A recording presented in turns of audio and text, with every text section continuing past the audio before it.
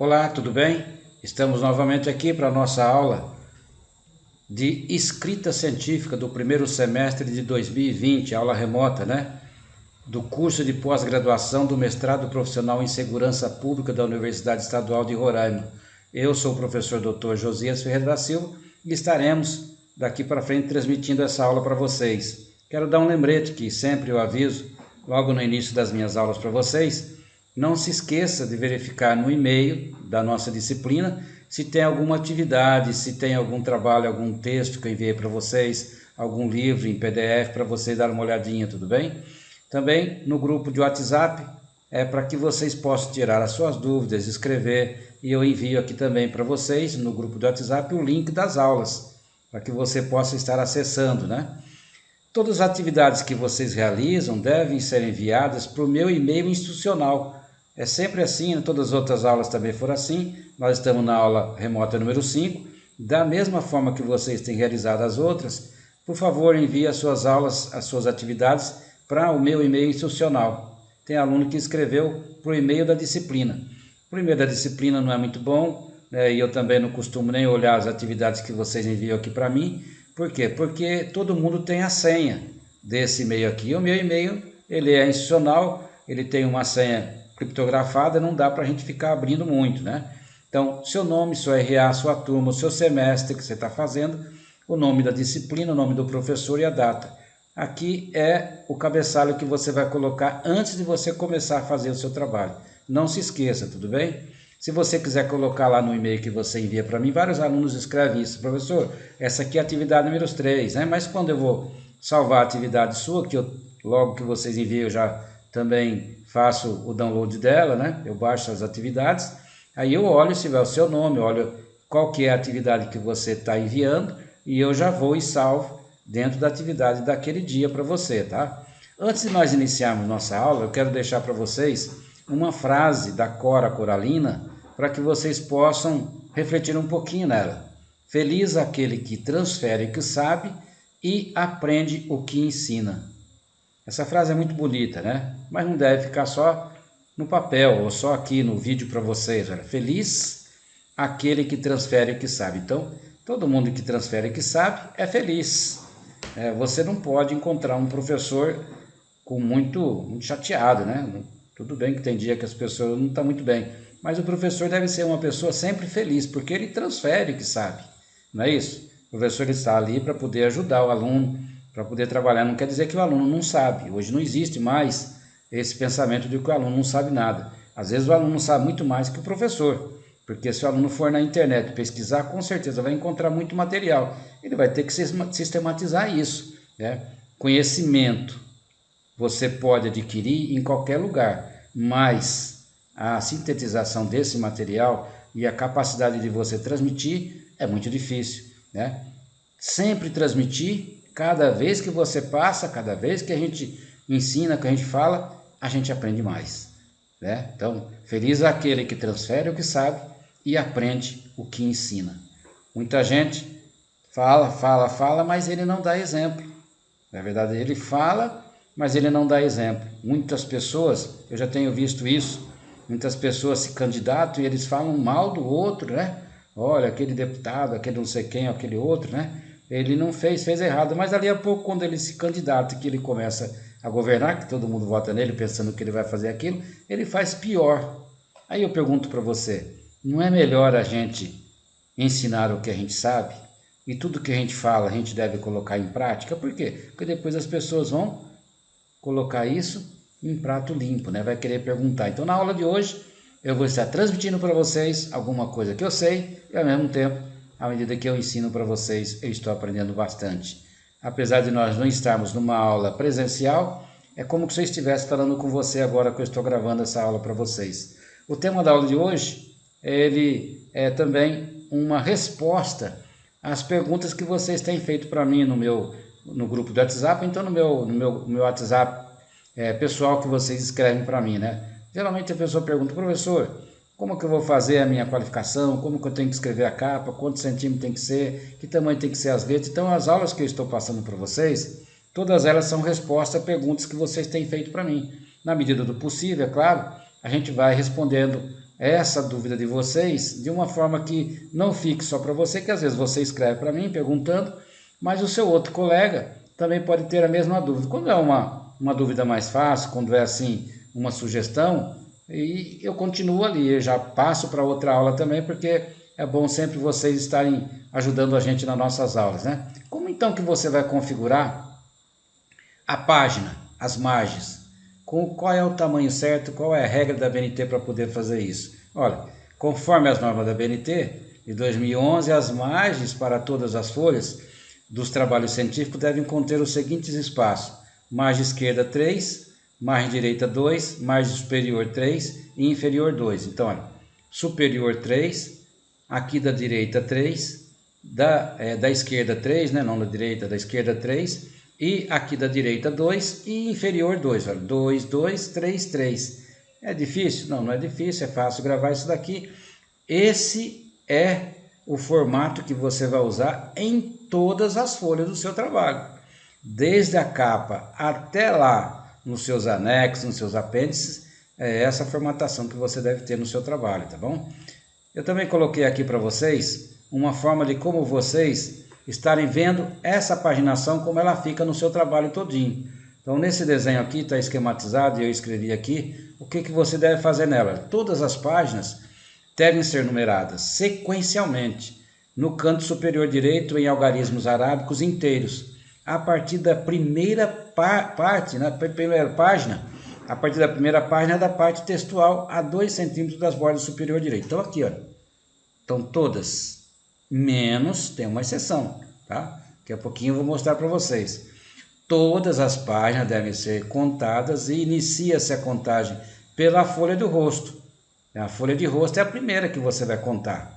A numeração só passa a ser colocada, escrita, né? Você só vai escrever a partir da introdução. Nas páginas anteriores à introdução não aparecem os números, mas todas são contadas, a capa não entra na contagem. Então, a gente fala assim, todas as páginas devem contar. Não, não são não. A capa não pode ter número, de jeito nenhum. Você nem pode contar e ela não pode ter número. A folha de rosto é a primeira que você vai contar. Então você vai contar a folha de rosto, folha de aprovação, o sumário. Mas você não pode numerar, todas eles ficam em branco. Não conta a capa, essa aqui conta, mas você não numera. A partir da introdução, olha, introdução, desenvolvimento, o resumo, tá? O abstrato, tudo que você colocar, conclusão e referência, o restante, todos têm que ter número. Todas numeradas na sequência. Então, como que você vai numerar? 2 centímetros aqui desse cantinho, quadradinho, você vai numerar. Não pode ser nem 1, nem 1,5. São 2 centímetros. Essa é a regra certinha de ser numerado.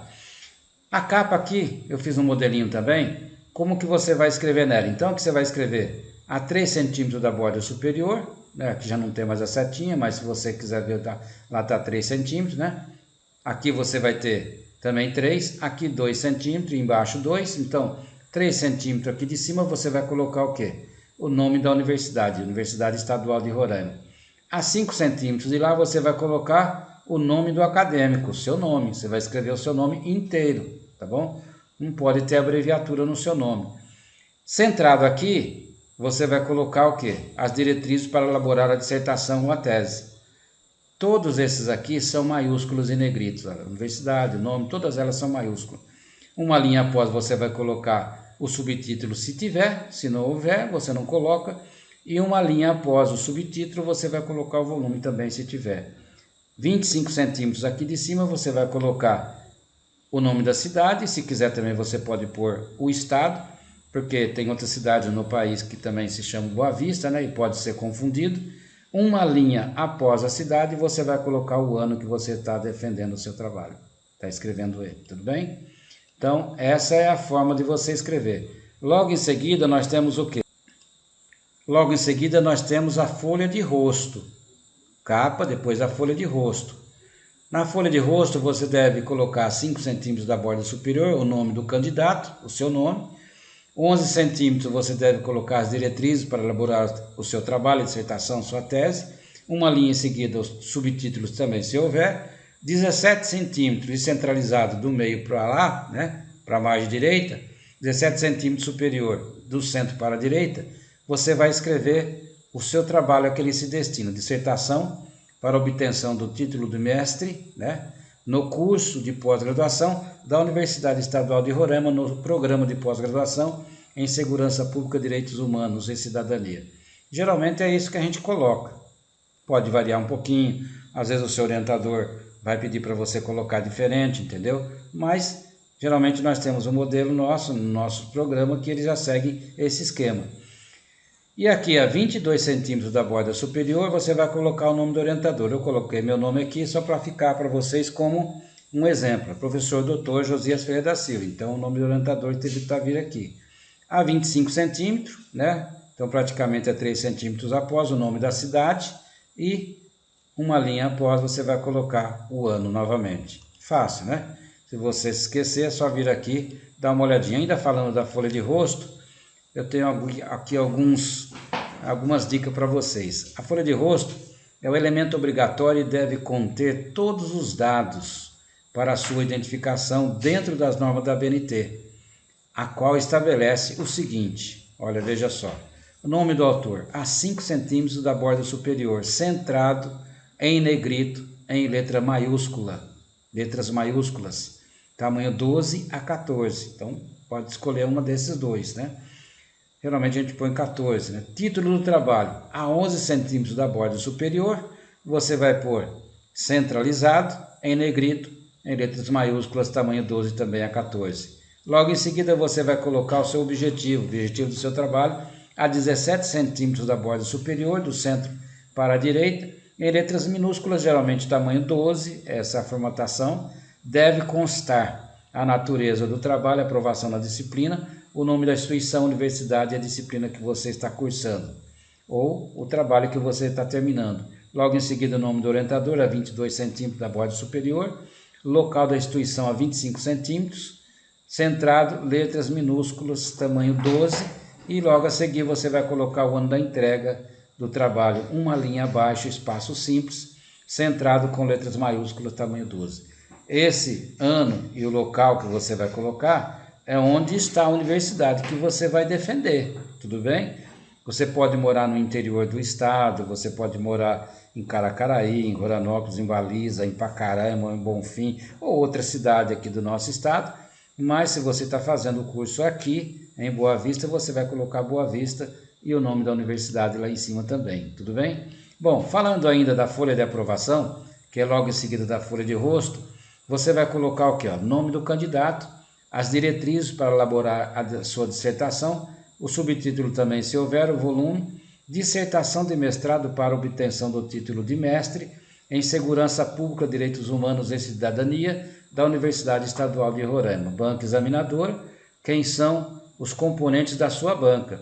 Lembrando a vocês que todos os componentes da banca são doutor, tá? Professor doutor fulano de tal. Então, você vai colocar o nome dele, geralmente é o seu orientador, você vai ter que colocar o primeiro nome, é o nome do seu orientador. Professor doutor fulano de tal, membro interno da UER.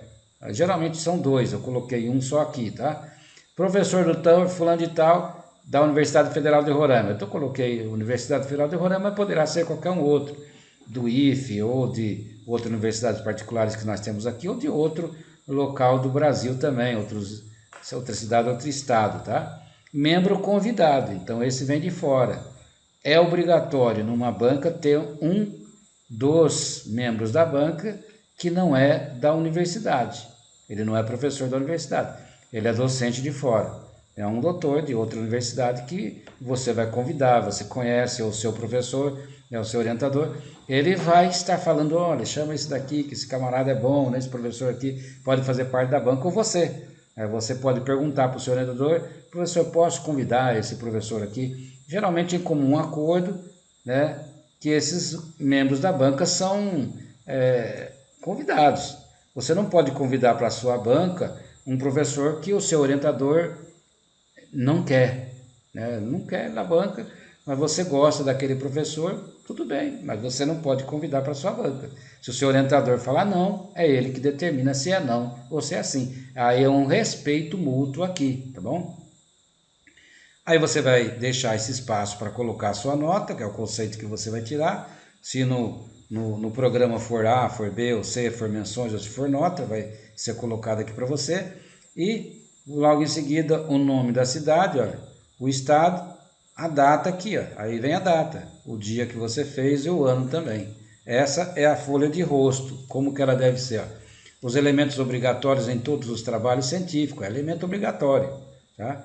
Deve ser colocado logo após a folha de rosto e deve conter os itens exigidos pela ABNT como segue, ó.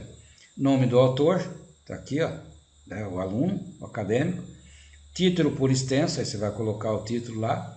Objetivo visado pelo trabalho, qual é o objetivo do trabalho, tá? Nome da instituição, aqui o trabalho é submetido. Área de concentração, a data de aprovação, nome e titulação, assinatura dos componentes da banca examinadora e instituições a que pertencem. Então, isso é obrigatório constar ali na sua folha de aprovação. Vamos falar agora do sumário. O que é o sumário?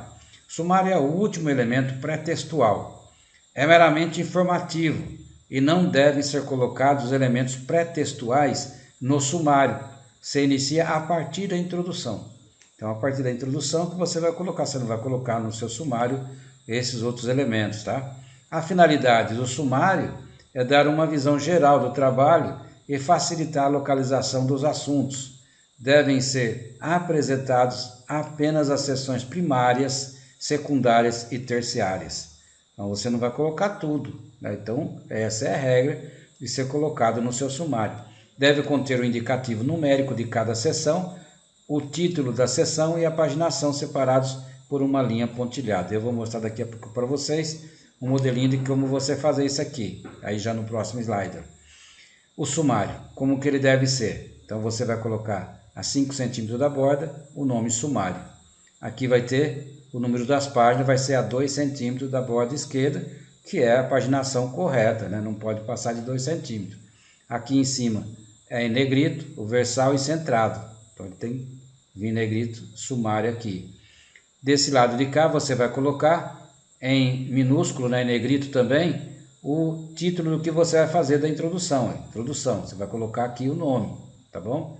A descrição de todos os trabalhos que você vai fazer. Em seguida, depois de uma linha, pula uma linha aqui, aí você vai começar a colocar a numeração. A numeração segue essa.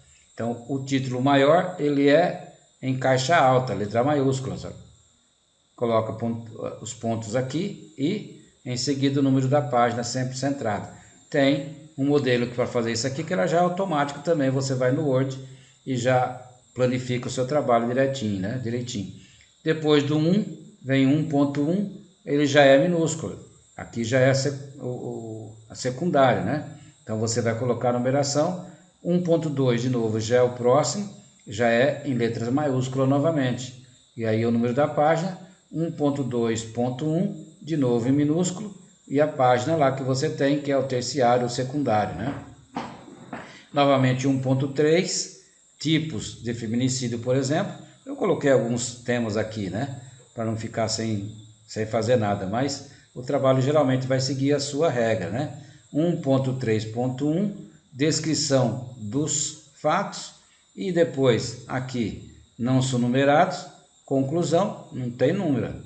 Tem gente que põe 10, 20, 30, não tem número aqui nesses, tá? Então, conclusão, as obras consultadas, o apêndice e os anexos não tem número. Então, esse você vai pôr sempre seguindo essa margem aí. A citação. Como que nós vamos colocar a citação no trabalho? Como que deve ser feito? Não é difícil, porque a citação é uma continuação do seu trabalho. Eu tenho mostrado para vocês nas outras aulas como fazer a citação. Então, olha, citar é colocar em nosso texto alguma informação, palavra ou ideias que pertencem a outro autor.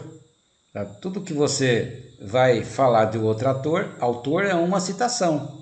Por não ser de nossa autoria, todas as citações devem trazer a identificação de seu autor. Se você vai estar transcrevendo um texto de outro autor, outro livro que você leu, uma dissertação, um texto de um artigo, uma tese, então você vai ter que citar o autor. As citações podem ser colocadas no decorrer do próprio texto ou em notas de rodapé. É sugerido que sejam feitas no decorrer do texto. Então, se você vai fazer uma citação, Você tem que fazer daquela página, é naquela página, se é no rodapé daquela página. Ou se é uma citação que é direta no texto que você está fazendo, você escreve ali no próprio texto que você está inserindo. Não pode deixar para a nota do rodapé na outra página. Há duas formas de você fazer uma citação. Então, a primeira, a citação indireta ou livre. É uma paráfrase.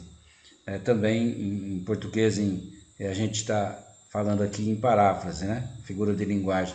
E a citação direta. Então, uma citação indireta ou uma citação direta. A citação direta ou a citação livre, que é a paráfrase, como que nós fazemos? É uma citação na qual expressamos o pensamento de outra pessoa contido num parágrafo, numa parte do texto ou no texto inteiro com nossas próprias palavras. Então, essa citação direta livre. Essa citação ela não pode passar de 3 linhas. Você vai citar no seu texto, então deu 3 linhas, você pode citar aqui. Passou para a 4ª linha, você já deve fazer um recuo de 4 centímetros e fazer a citação com recuo, né? Eu vou explicar daqui a pouquinho para você também. Ao fazermos a citação, devemos indicar o nome do autor em letras minúsculas, se estiver no corpo do texto, ou com letras maiúsculas, se estiver dentro dos parênteses, juntamente com o ano da publicação da obra. Então, você vai colocar minúsculo o nome do autor, se ele estiver fora do parênteses, dentro do parênteses vai ser letra maiúscula com o ano. Se tiver a página também que você tiver, você vai citar o ano e a página logo em seguida, tá bom? A citação direta, logo no texto, né, ou textual, que é uma transcrição, é uma citação que transcreve exatamente as palavras do autor citado e podem ser breves ou longas. Você pode fazer uma citação longa, não tem problema. Nós aconselhamos não citar, né, tão longo, né, e também você não ficar fazendo citação do autor uma atrás da outra. Por quê? Porque é um texto que você leu, você não está transcrevendo o texto do outro autor, é um trabalho seu, né? Elas devem ser breves, portanto, né, são consideradas breves quando sua extensão não ultrapasse 3 linhas. Essas citações devem integrar o texto e devem vir entre aspas. O tamanho da fonte da letra é 12, você está escrevendo com tamanho 12, ela vai continuar com tamanho 12, mas entre aspas. Uma citação longa, como que você vai fazer? São citações com mais de 3 linhas e devem receber um destaque especial com recuo de 4 centímetros, né, da margem que você tem, da esquerda, e mais 1,5 centímetro para marcar o início de parágrafos, tamanho da fonte 10. Então você vai fazer um recuo, 4 centímetros da margem, aí você começa a escrever. Entre você começar a escrever, você vai pôr 1,5 centímetro e o tamanho deve ser 10. O tamanho do seu texto, se ele vier no texto, é 12, e se for uma citação com recuo, são 10 centímetros que tem que ter, tudo bem? Bom, eu coloquei aqui um modelinho para que vocês possam estar verificando. Daqui para frente eu vou falar sobre esses modelos para vocês. Eu coloquei aqui, Universidade Estadual de Roraima, UER, Boa Vista, tal, Programa de Pós-Graduação de Segurança Pública, é um modelo para apresentação de qualificação ou defesa. Adaptar conforme a sua necessidade. Eu tenho que seguir esse modelo? Você vai seguir o modelo que o programa ou o seu orientador determinar, mas essa é a regra que deveria ser. Isso é só um modelo, portanto você pode estar mudando ele, né? Como você vai fazer o exame de qualificação ou defesa, então você vai estar colocando o seu nome, aqui tem um e-mail também, a banca examinadora, orientador, o professor, né? Todos os trabalhos que você está elencando e o mês também. Bom, eu criei um esqueminha aqui para nós estarmos dividindo o nosso trabalho. Então aqui, título do trabalho, na introdução você vai incluir aqui o título do seu trabalho, tá bom? Logo em seguida você vai fazer o quê? Na introdução você vai colocar na introdução a sua justificativa e a importância do tema, o foco do seu trabalho. Para qualificação e defesa na introdução, usar os verbos no presente de forma impessoal. Então, na hora que você vai qualificar e defender, você não pode usar os verbos de uma forma que não seja impessoal. O exemplo, esse trabalho pretende, esse trabalho analisa ou analisa-se, verifica-se, percebe-se, né? Então você vê que está tudo no impessoal. A gente não sabe quem é, então essa é a introdução. Nós vamos falar sobre a introdução, o referencial teórico, a metodologia, os resultados, conclusão e as referências que nós devemos usar. Bom, na introdução, você vai falar sobre o problema da sua pesquisa. A pergunta é o problema, tá? Então, a sua introdução vai responder a sua pergunta, que é o seu problema. Então, essa é a forma geral. Na introdução também você vai colocar o seu objetivo geral e os seus objetivos específicos. Lembra-se que nas outras aulas eu frisei para vocês, seu objetivo geral, ele é um só. Tem gente que faz 2, 3 objetivos gerais, não, é só um. O objetivo geral ele é mais amplo, ele ocupa todo o seu trabalho. Os objetivos específicos, eles derivam daqui do objetivo geral e geralmente ele vai, quando você desenvolver o seu trabalho, cada objetivo específico acaba virando um capítulo do seu trabalho, da sua dissertação, da sua tese. Muitas pessoas não fazem isso e está errado. Por quê? Porque são os seus objetivos que vão nortear todo o seu trabalho científico. Tá? Então, se você fizer aqui 10 objetivos, como que você vai fazer 10 capítulos para responder? Tenta agrupar os seus objetivos para eles ficarem mais específicos, porque chama objetivos específicos. Também não pode ser um objetivo de uma página inteira. Então, ele tem que ter um certo nexo, né? Para que você possa trabalhar direitinho esses objetivos. Ainda na introdução, a gente vai estar falando também das nossas hipóteses. Elas são opcionais, tá? A hipótese é opcional, mas você pode estar colocando na introdução as suas hipóteses. Também na introdução você pode estar colocando a estruturação da sua dissertação. Colocar aqui o seu sumário provisório, no caso de qualificação, ou o sumário definitivo, no caso da defesa. Mostrar capítulos e subtópicos, dar uma ideia geral da estruturação do trabalho, tá? Como que vai ficar o seu trabalho. Se você está indo para uma banca de qualificação, geralmente as pessoas levam um trabalho para qualificação com bem pouca coisa, para poder mesmo ser aprovado na qualificação, né? Mas se você tiver com um trabalho mais ou menos pronto, já tiver com 50%, 70% do trabalho pronto, pode levar para a sua qualificação. É até melhor, porque a banca vai olhar o seu trabalho e vai dar várias sugestões. Quando você for defender, não tem mais muita coisa para eles poderem falar do seu trabalho. É muito bom levar o trabalho já quase pronto, né? E o seu referencial teórico? O seu referencial teórico ele vai ter que ter. No referencial teórico você vai citar as teorias, os conceitos mais importantes do seu trabalho, que estão embasando o seu trabalho, né? E os seus respectivos autores.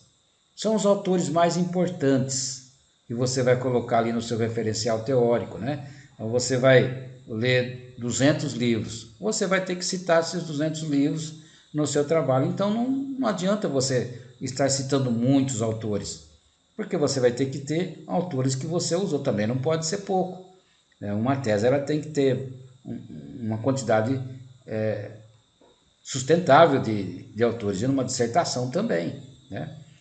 Partir dos clássicos para os mais atuais. Então você pode ter um autor que você pesquisou que ele é um autor assim um pouquinho mais antigo, né? Não tem problema, né? Mas você vai ter que ter autores atualizados. Você não pode escrever uma dissertação só baseado em autores antigos, né? Vai lá no 1940, 60, 70. Poxa, nós estamos nos anos de 2021. Tem muita gente que escreveu nesse ano, no ano passado. Então, o que aconteceu há mais ou menos 5 anos não vale mais como pesquisa para CAPES. Há 3 anos os artigos, né? Então você precisa ver o quê? Olha direitinho o seu trabalho. Não vá usar autores muito antigos, né? Tudo bem que você vai usar algum clássico, preciso usar esse aqui. Esse é clássico, esse trabalho tem que entrar esse clássico.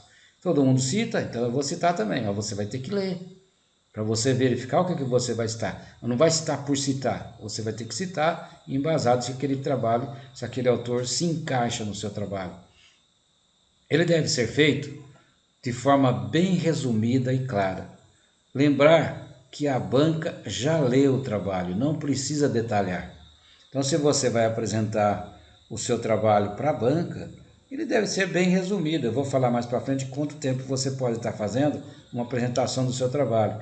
Os slides são apenas um roteiro para a apresentação. Não precisa escrever tudo no seu slide, tudo aqui, né? Destacar alguns conceitos mais importantes.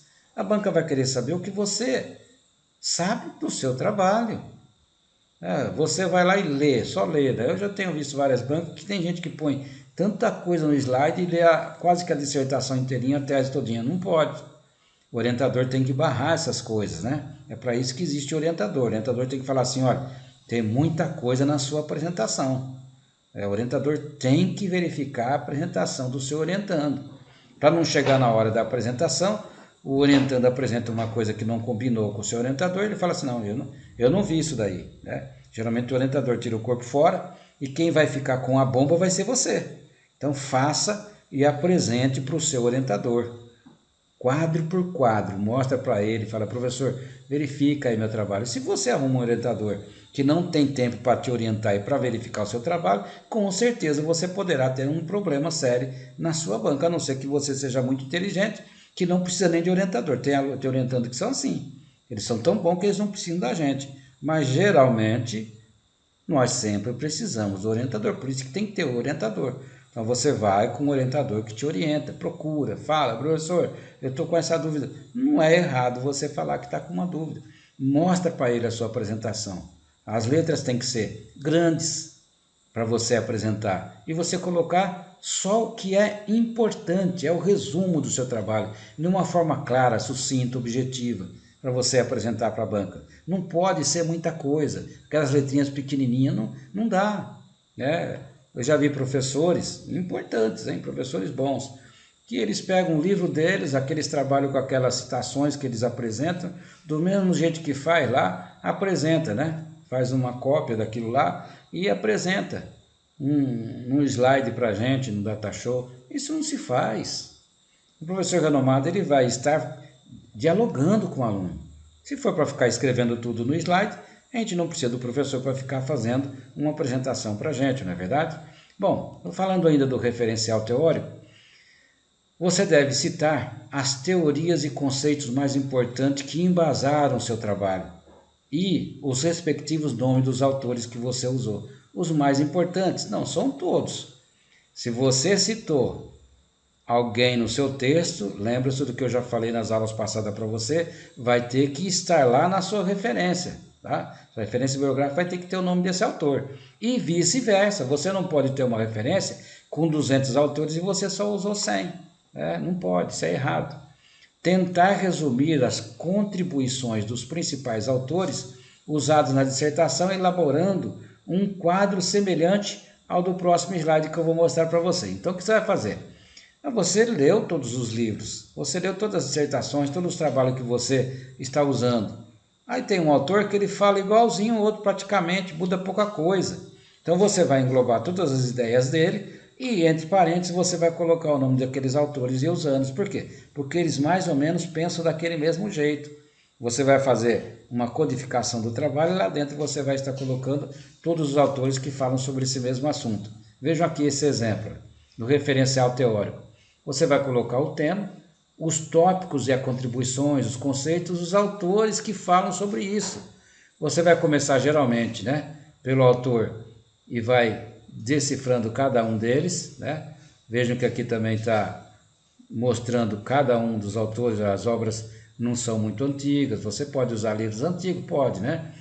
A estratégia que você usou, os conceitos, o sucesso, né? Então, se você vai falar sobre aquele determinado tema, você divide o seu trabalho, faz esse esqueminha e fica muito fácil de você conseguir se situar com os seus autores, seu referencial teórico, o seu embasamento teórico, são os autores que você vai ler sobre o seu trabalho, tá? Ainda falando sobre o referencial teórico, tem aqui um exemplo onde você pode incluir também modelos teóricos que embasaram o seu trabalho. Então você vai ter todos aqueles que têm o trabalho que você vê que é o excesso, que está adequado, que precisa se aprimorar, que são de urgência, aqueles que são pouco relevantes, aqueles que são qualificadores, aqueles que são ganhadores de pedidos, né? A importância deles, qual é a importância que vocês têm, o desempenho deles para com o trabalho. Esse é melhor, esse aqui é melhor, esse é igual, tá? Esse é pior. Você vai separando. Às vezes a gente lê vários autores que depois você não pode nem citar no seu trabalho, por quê? Porque não tem condições, né? A metodologia da pesquisa, como que você vai fazer? Este tópico também pode ser chamado de procedimentos metodológicos. Então você pode chamar de metodologia da pesquisa ou procedimentos metodológicos. não está errado, eu já falei isso daqui para vocês em outras aulas passadas, os quais devem ser descritos em detalhe. O que? A sua metodologia você vai responder essas perguntas. O que? Como foi feito? Onde foi feito? Quando foi feito? Então a sua metodologia é o caminho que você percorreu. Lembra que eu já falei em uma aula sobre metodologia? É o caminho que você vai percorrer. Então esse caminho você vai ter que fazer essas perguntas, porque senão a banca depois fala assim, olha, você fez a sua metodologia, mas você não explicou aqui como você fez isso. Onde foi que você fez essa pesquisa? Quando foi que você fez? Isso tem que ter na sua metodologia. Tá? É como se você estivesse cometendo um grande pecado não responder essas perguntas na metodologia, tudo bem? Quais são os procedimentos metodológicos que você vai seguir? Primeiro, fazer a classificação do trabalho de acordo com metodologia científica. É ou será um trabalho teórico? Terá pesquisa de campo? Como vai levantar as informações? Como vai trabalhar essas informações? Como vai atingir os objetivos pretendidos? Qual o universo da sua pesquisa? Qual a significância estatística da amostra, se for o caso? Então, olha aqui. Esse trabalho é um trabalho teórico? O que é um trabalho teórico? Você vai fazer um embasamento só teórico, você vai fazer um trabalho bibliográfico. Você não vai fazer uma pesquisa de campo. O que é uma pesquisa de campo? Você vai sair para fazer pesquisas.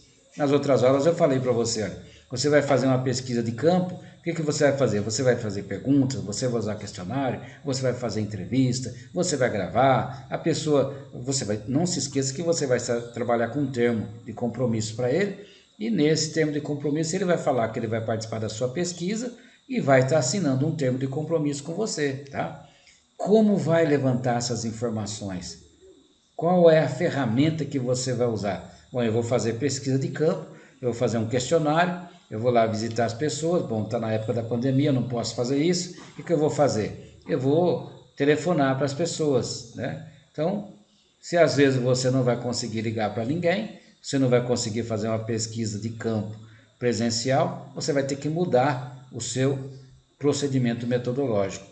Como você vai trabalhar essas informações? E depois? Você não vai fazer um questionário por fazer, você vai fazer um questionário embasado no seu trabalho. Você não vai fazer isso antes de você ler. Depois você faz uma pesquisa e você fala, não deu certo, não é isso que eu vou querer. Então você tem que parar. Lembra que eu já falei na aula de hoje? Faça um detalhe, faça um rascunho geral do seu trabalho, os capítulos que você quer para você não perder tempo. Como você vai atingir os objetivos que você escreveu? Eu tenho 3 objetivos. Como eu vou desenvolver, como eu vou trabalhar, que forma eu vou fazer para desenvolver esse trabalho escrito. Porque uma redação, né, é o que mais vai valer aqui. Eu até estava fazendo essas aulas para vocês, fazendo como se fosse um trabalho narrativo, dissertativo, ou então uma apresentação descritiva, mas por fim eu acabei deixando mais para frente. Se der tempo, eu vou apresentar para vocês também uma aula dessa forma. Qual o universo da sua pesquisa? Quem é que vai participar da sua pesquisa? É uma pesquisa que vai ser feita de forma de uma estatística por meio de amostra, se for o caso? Bom, não vai dar para você pesquisar todo mundo aqui de Boa Vista, então você vai fazer uma amostra, não é verdade? Essa amostra sua você vai estar delimitando para quantas pessoas? 10, 20, 30, né? Não, eu vou fazer uma pesquisa com todo mundo. Não dá para você pesquisar todo mundo. Não adianta, vocês têm 2 anos no seu mestrado e a hora que você menos espera, passou o primeiro ano, geralmente ali você vai estar fazendo as suas disciplinas, aí você tem mais um ano para você escrever, acabou o tempo, quando você menos esperar, já foi embora esses 2 anos. Tempo passa, tempo está correndo demais, então não perca tempo. Agora que nós vimos que está abrindo todo o comércio, está abrindo shopping, abrindo tudo, as pessoas ficaram 4, 5 meses sem ir. Agora nós estamos com aula, que também estava atrasado 4 meses, estamos passando atividades para vocês até dizer chega, e eu vejo diversos alunos, professor, tem muita coisa, o outro professor passou. Não se esqueça que esses 4 meses que vocês ficaram sem fazer as atividades, nós temos que recuperar de vocês. Não está fácil para a gente também que é professor, né? Todas as turmas minhas eu estou gravando as aulas, eu coloco lá no YouTube. Para eu gravar essas aulas eu tenho que preparar, né? E presencialmente elas eram diferentes, nós trabalhávamos texto com vocês, principalmente eu, que não estou podendo sair muito porque eu estou com o pé quebrado, né? Então eu tenho que trabalhar com vocês atividades gravadas. Eu não consigo deixar material para você estar usando do Xerox. Então eu mando muito material escrito, textos, em PDF, né? No caso da qualificação, se os dados já tiverem coletados, você deve usar os verbos no passado. No caso da defesa final, usar os verbos também no passado. Nunca fala assim, olha, eu vou fazer, né? Oh, você já fez. Olha, coletei os dados, fiz uma pesquisa de campo e abrangeu nessa amostra minha 30 pessoas, tanto era do sexo masculino, tanto do sexo masculino, feminino. Eu fiz um questionário de forma aberta com eles, ou foi perguntas fechadas, ou usei abertas e fechadas, né? Então, você vai determinar ali como vai ser o seu trabalho. Aí, quando que você vai para a banca, você já leva esses dados. Tem muito orientador que fala assim, não deixa isso daí para a defesa. Mas se você já está com os dados praticamente prontos, leva para a qualificação, não custa nada. Ah, mas os professores vão vai falar na qualificação, melhor ainda. Eles vão dar algumas ideias para você, chega lá na defesa e fala. Depois chega na defesa, eles querem contribuir, você não tem tempo mais para fazer nada, você só tem um mês para entregar seu trabalho. Não custa nada, né? Já está com ele mais ou menos pronto. Quais são os procedimentos metodológicos que a gente deve incorrer? Nós já estamos aqui em metodologia, passamos introdução, referencial teórico, então metodologia. Descrever em detalhes como será desenvolvido o trabalho, qual a natureza do seu trabalho, a pesquisa de campo que você vai fazer, os ensaios teóricos, estudo de caso, pesquisa exploratória, várias dessas juntas, né? Então, que tipo de pesquisa você vai fazer? Né? Como vai ser o seu... Ah, eu vou fazer um estudo de caso. Ah, mas posso fazer um estudo de caso também com uma pesquisa exploratória? Vou juntar uma na outra? A gente fala que não. Não fala, mas é um estudo de caso, mas como que você vai fazer? Eu vou ter uma aula mais para frente para vocês que eu vou estar mostrando o que é um estudo de caso, como você vai fazer uma pesquisa exploratória. Quero ver se dá tempo, nós só temos, pelo jeito, mais 4 aulas ainda para terminar a nossa disciplina, mas eu quero ver se eu passo alguns conteúdos desses para vocês, né? Definir, explicar, justificar, embasar, citando autores da área da metodologia de pesquisa que você usou. Quais foram os autores que você leu, que você está embasando o seu trabalho em metodologia científica? Ah, eu fui lá na Lacatz, no Severino, fui não sei quem. Então você vai ter que... Não é só um, não. Um só fala uma coisa, o outro fala outra. Dê uma olhada em 2, 3, 10 professores de metodologia científica, livros bons que você tem na biblioteca. Eu mandei alguns já para vocês também, vários deles, né? Eu mandei para vocês em PDF. Dá uma olhadinha nesses autores, tem autores aí tão bons. Você vai passar um ano inteiro só lendo o livro dele. Mas, olha, é interessante que se leia, né? E outros trabalhos semelhantes que usaram o mesmo método ou adaptação feita a partir deste. Explicar como será a coleta de dados. É importante, é imprescindível que no seu trabalho você faça isso. Tem muitas áreas do conhecimento, que principalmente são da áreas exatas, né? Áreas, às vezes, das ciências biológicas, que não se preocupa muito com isso. Tem que explicar sim. Como você fez a coleta de dados, como que você fez a sua pesquisa, como que foi a pesquisa de campo que você fez, quantos indivíduos você foi lá, explica direitinho. É um embasamento teórico seu e essa parte do procedimento metodológico é muito importante, né? Explicar como será feito o tratamento e análise dos dados. Você não chegou aqui ainda, mas se você for para a banca de qualificação, for na defesa, já não tem mais jeito, não tem onde ele escapar, né? Então, como que você vai fazer as suas análises dos seus dados? Olha, eu vou entrevistar 50 pessoas, essas pessoas eu vou trabalhar com esses questionários aqui, uns eu já estou fazendo, né, já tive perguntando, liguei, sei lá, passei para a pessoa por e-mail, ou fui lá por WhatsApp, eu conversei com ele, você determinou a sua ferramenta como vai ser feita. Ou como foi feito no caso da defesa, ou de qualificações com o trabalho em estágios mais avançados, já com os dados coletados. Não pode levar para qualificação. Quem disse que não pode levar para qualificação? Se for para qualificação com 70% do seu trabalho pronto, só tem 30% para você terminar. Mesmo que a banca ela olhe para o seu trabalho e dê muitas sugestões para você, com certeza você vai conseguir trabalhar muito bem esse texto, né? Não se omita isso daí não, né? Bom, quais são as etapas da pesquisa?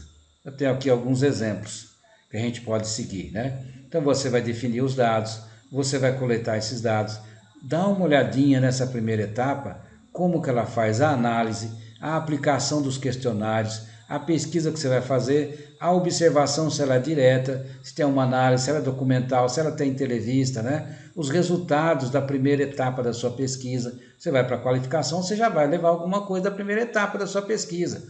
Como que você vai fazer a compilação e análise crítica desses dados, os estudos que você fez, né? E passando por todos esses desenvolvimento, elaboração dos trabalhos que você fez, a conclusão, e a segunda etapa que já vai para o resultado final, que geralmente já é na defesa que você deve levar esse resultado do seu trabalho, você vai ter que analisar, dê uma olhadinha com mais calma nessas atividades que eu coloquei aqui para vocês, tudo bem? É muito importante. Também, um outro exemplo que eu quero mostrar para você da etapa da pesquisa, constatação e determinação do problema. Qual é o tipo de pesquisa, a amostra que você vai fazer, a segmentação do seu trabalho, então o planejamento da pesquisa, definição dos objetivos da sua pesquisa, definição da metodologia que você vai usar, a elaboração de um cronograma. Esse cronograma você pode levar para a sua banca de qualificação. Eu vou explicar daqui a pouquinho para você. Na defesa já não precisa mais. Tá? O cronograma é para qualificar. A definição, a elaboração, os filtros, a análise, o ajuste e a reimpressão, a construção do instrumento, o pré-teste do instrumento, as 3 execuções da pesquisa, a conferência e tabulação, que é a capacitação dos pesquisadores, distribuição das rotas de auditoria, por fim a análise geral e conclusões, a comunicação dos resultados e a redação final do seu trabalho. Essas aqui são as etapas da sua pesquisa. Se você seguir esse esqueminha, com certeza você não vai ter problema para fazer nenhuma pesquisa. Ah, eu não posso fazer. Não pode fazer, é complicado. É para você fazer um trabalho de mestrado, exige que você tenha um livro de pesquisa, que você vá lá e faça a sua pesquisa. Se for bibliográfica, vai ter que ter livro para ler, vai ter que ter um monte de trabalho para você fazer. Se ela for uma pesquisa de campo, você também vai ter que correr, e isso vai dar para você, nesse esqueminha aqui, uma autonomia para você estar trabalhando. Faça um planejamento do seu trabalho, senão depois você fica tudo complicado. A metodologia da pesquisa. Isso aqui, ó, inclui um cronograma de desenvolvimento do trabalho, detalhando as etapas que faltam, estipulando o prazo até a defesa final, só para a qualificação. Lembra que eu falei para vocês? Então, essa metodologia vai abranger a etapa. A aplicação dos questionários, o prazo, janeiro. Mês de janeiro. Eu coloquei aqui, isso vai definir, você vai definir com o seu orientador como vai ficar, né? Você não pode pensar assim, vou passar um ano inteiro para fazer, não. Você tem prazos para cumprir. Tabulação e análise dos dados, fevereiro. Discussão dos resultados, março. Redação do trabalho final, abril. Defesa da dissertação, maio. Tá vendo? Então você vai ter que ter um esqueminha. Você vai ter que ter um planejamento de trabalho, senão você se perde. Ainda mais agora que nós estamos nessa época de pandemia, as aulas estão tudo de uma forma remota, você deve se planejar, porque daqui a pouquinho termina o semestre. Vai terminar esse semestre nosso dia 26, agora de setembro. E dia 3, dia 5 de outubro já começa o semestre, o segundo semestre. Mas nós estamos correndo, cada hora a aula nossa não são mais 4, mais 6, são 6 horas. Então, é preciso desenvolver e correr contra o tempo. Daqui a pouquinho passou. Não adianta a gente ficar reclamando, ter muita coisa para fazer. Que bom que tem muita coisa para fazer. Tem um monte de gente que não tem nada para fazer. Estão reclamando, estão entrando em estado de depressão. Vá estudar. Quanto mais a gente estuda, mais a gente aprende. Tá bom? Então, olha aí. Ó. Quais são os resultados de discussão agora do trabalho? Então, nós vamos estar para cá. Os resultados e discussão. Para a qualificação, se já existirem alguns resultados preliminares, devem ser apresentados de forma bem resumida, de preferência em quadros, tabelas ou gráficos. Para a defesa da dissertação, os resultados devem ser resumidos de forma bem clara, também direta e concisa. Resultados devem ser apresentados de forma bem resumida, de preferência em quadros, tabelas ou gráficos. Então é a mesma coisa. Eu não vou fazer isso só na defesa. Não, pode fazer na dissertação também. Uma forma bem resumidinha. Você tem tempo para fazer a sua apresentação, não é assim. Você não pode ficar nem menos daquele tempo nem depois. Isso é para tudo, né? A gente vai fazer um concurso para professor aqui na UER, por exemplo. Vai ter que ter um tempo. Olha, se são 40 minutos, você não pode ficar menos que 15. Ou você não pode passar dos 40, né? Eu vou passar demais. Pronto, já reprovou. Você tem que ver. Ah, são 20 minutos. Geralmente são 10 no mínimo. 50% do tempo. Você não pode ficar menos que 50%. Ah, eu tenho 30 minutos. Usa 25. Eu vou explicar daqui a pouquinho para você isso daí. Bom, os resultados de discussão. Você vai apresentar agora nos resultados a apresentação dos resultados obtidos e discussão em termos de aspectos gerais, específicos, adequação aos objetivos, hipóteses e de responder os problemas de pesquisa. Utilizar quadros, tabelas, figuras, gráficos e ilustrações, todas elas devem ser comentadas na apresentação. Se necessário, poderá ser dividido em subtópicos. A gente fala aqui todas, mas são todas as mais importantes, né? Se você tiver 10 gráficos, você vai escolher lá 2 ou 3 que são os mais importantes, combina lá com o seu orientador, sempre falando para você isso aí, trabalhe junto com o seu orientador, combina com ele, vou apresentar esses aqui, né? Então o orientador fala assim, não, apresenta esse que é melhor. Muda, se o orientador pedir para apresentar aquele, muda. Se na banca a turma falar assim para vocês, os membros, olha, mas eu gostaria que você tivesse apresentado esse daqui, tem na sua dissertação, por que você não falou dele? Você não pode entregar ao seu orientador, né?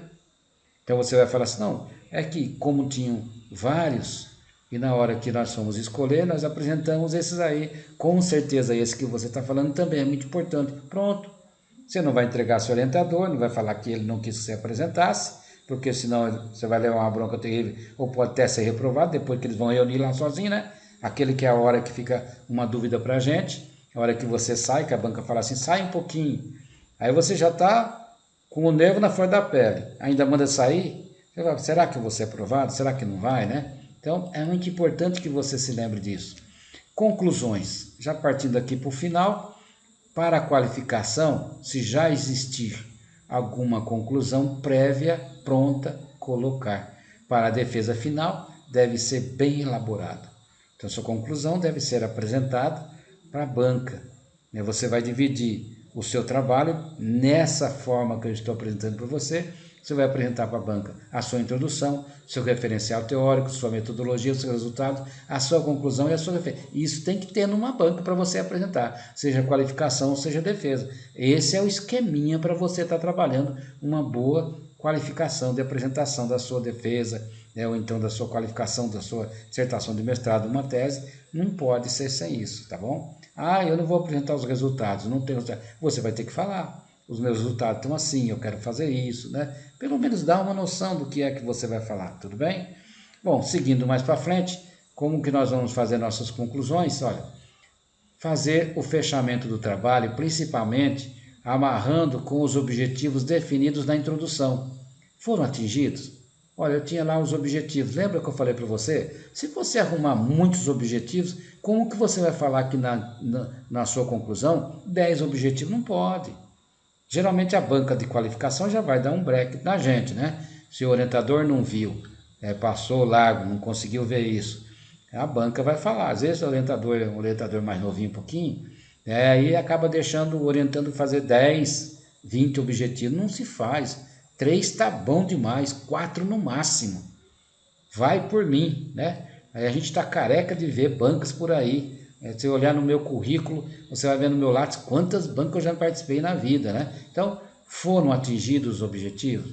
Se sim, como e qual o resultado? Se não, por que você não alcançou os objetivos? Você fez lá no seu objetivo? Ué, como que você faz um objetivo, você não alcançou o objetivo, você chega na sua conclusão, não fala nada dele? Por isso que eu disse para você, encontre o objetivo que você já sabe que você vai ter resposta para ele. Discutir a hipótese que foi testada, se tiver sido formulada hipótese, né? Como a hipótese não é obrigatória, você pode ou não escolher se você vai colocar uma hipótese ou não, ou se você colocou a hipótese, você vai. Por que a gente fala para o aluno? Olha, tira a hipótese fora, vai, deixa aí só o problema, porque você tem muita coisa, você já colocou 3, 4 objetivos, não vai dar tempo. Aí o aluno fala assim para a gente orientando, mas eu quero, professor, escuta, você não vai ter condições de fazer, mas eu quero. Aí quando chega lá no final que ele já está morrendo com a corda no pescoço, ele fala, não, meu orientador não me avisou. Era bom a gente sempre gravar as orientações com o nosso orientando para mostrar depois para ele assim, olha, você não quis fazer, e aí você não quis seguir. Então, o orientador está ali para te ajudar, para falar para você assim, faça isso, não faça isso, isso aqui seria bom você colocar, você não colocou ainda, né? Incluir no final uma análise pessoal sobre as limitações do trabalho, tudo que você gostaria de ter feito e que não foi possível fazer pelos fatores que prejudicaram o bom andamento do trabalho. Ora, por causa da Covid-19, eu não pude fazer minha pesquisa de campo, eu tive que ligar para as pessoas, eu tive que ler mais, né? O trabalho ele ficou no embasamento mais bibliográfico do que lá na pesquisa que eu tinha planejado no começo do ano. Incluir uma relação de sugestões para futuros trabalhos nesse tema, como continuação ou desdobramento do seu trabalho. Geralmente eu dou essa sugestão quando é uma dissertação, né? Olha, você poderia ter falado sobre isso, aí a pessoa fica olhando para mim, o candidato, né? Assim, poxa, mas eu não tenho tempo para falar isso, eu sei que ele vai falar isso para mim, não tive tempo. Olha, como eu sei que você vai falar para mim que não teve tempo, eu quero dar essa sugestão para você fazer isso no seu doutorado. Continue o seu trabalho, é muito bom, continue o seu tema, vá fazer pesquisa. Ainda tem muita coisa para você pesquisar que não dá para você fazer aqui na sua dissertação de mestrado, mas vá em frente, faça um doutorado, né? Continue estudando. É isso que nós devemos fazer sempre. Por fim, nós estamos aqui nas referências, já passamos tudo isso. Referências. Citar as mais importantes referências para esse trabalho, em ordem alfabética. Seguir rigorosamente as normas da BNT. Infelizmente eu coloquei aqui uma sombra no texto e ela desapareceu na hora que eu formatei. Mas olha, observação final. A apresentação deve ser breve e clara.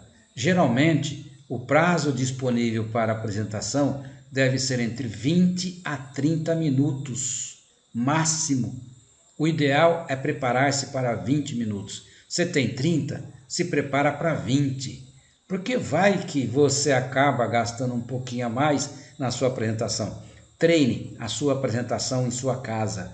Fale. Você colocou lá quantos slides? 10 slides? Se você gastar 3 minutos para cada slide, vai dar 30 minutos. Então você tem que saber o que você vai colocar. Aí você colocou 50 slides. Não dá. Não dá para você falar em 30 minutos 50 slides. Você vai extrapolar o seu tempo. Ou você vai falar muito rápido, você não vai explicar muito bem, vai ter problema com a banca. Se tiver alguém na banca que seja muito cri-cri, vai falar para você, olha, não gostei da sua apresentação. Então faça a sua apresentação para você mesmo. Não tenha vergonha, não fica com medo.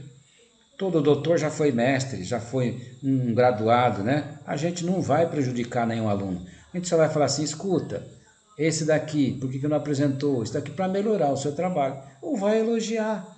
Olha, seu trabalho está excelente, continue assim, né? Então, sempre vai ter uma forma de nós trabalharmos o nosso esquema do nosso trabalho. Nunca se esqueça disso, tudo bem? Sempre vamos trabalhar que cada um vai crescendo. Cada trabalho que eu leio, eu cresço mais. Lembrar que os slides não precisam dizer tudo. Eles são um lembrete para a apresentação do autor, para que ele não se perca e que consiga manter uma ordem lógica em sua apresentação. Eu não falei para você que você vai seguir isso aqui? Você vai escolher aqui, ó. Se você tem 1, 2, 3, 4, 5, 6 itens, você vai ter que pôr 2 slides no máximo para cada um. Você vai falar sobre a introdução, seus objetivos, como que eles são, né? O seu problema, tudo aqui, ó. Não vou falar meus objetivos que não vai dar tempo, a banca vai te perguntar, não adianta. O mais importante é a discussão que se segue com os comentários e arguições da banca. Não é o tempo que você vai demorar aqui. Você apresentou bem o seu trabalho, em 20 minutos, a banca vai elogiar o seu trabalho e vai dar sugestão, não tem problema. Se a banca não der nenhuma sugestão, né, o seu trabalho não está muito bom, mas a banca quer passar a mão na sua cabeça e não elogia muito o seu trabalho, mas não dá nenhuma sugestão, depois você vai colocar esse trabalho lá para as pessoas lerem na biblioteca, ele vai ficar digital. Aí a pessoa vai dizer, não, esse trabalho, como que esse trabalho passou? Então, faça um trabalho bem feito. Eu queria terminar dando um recadinho para você. Olha. Não se esqueça de fazer as atividades referentes a essa aula, conforme contatos que nós tivemos e vamos ter ainda no grupo de WhatsApp, e da disciplina enviá-las para o meu e-mail institucional. O meu e-mail, não é para o e-mail do grupo, tá bom? Você já sabe, agora qualquer coisa é só perguntar novamente, tudo bem? Não se esqueça de fazer atividade. O que eu quero que você faça? De toda essa aula que nós passamos para vocês hoje, que eu passei, eu quero que você faça um resumo comentado por tópicos. Vai ler lá, vai fazer um resumo. Não é um resumo geral. Eu quero que você faça um resumo por tópico. Eu vou colocar também no grupo de WhatsApp seus, tá bom? Até a próxima aula. Desejo tudo de bom para vocês. Na semana que vem estaremos juntos, se Deus quiser, para passar mais uma aula de escrita científica do primeiro semestre de 2020 do curso de pós-graduação do mestrado profissional em segurança pública da nossa universidade, aqui de Roraima, a Universidade Estadual, a UER. Tudo de bom para você. Fica com Deus. Até a próxima aula.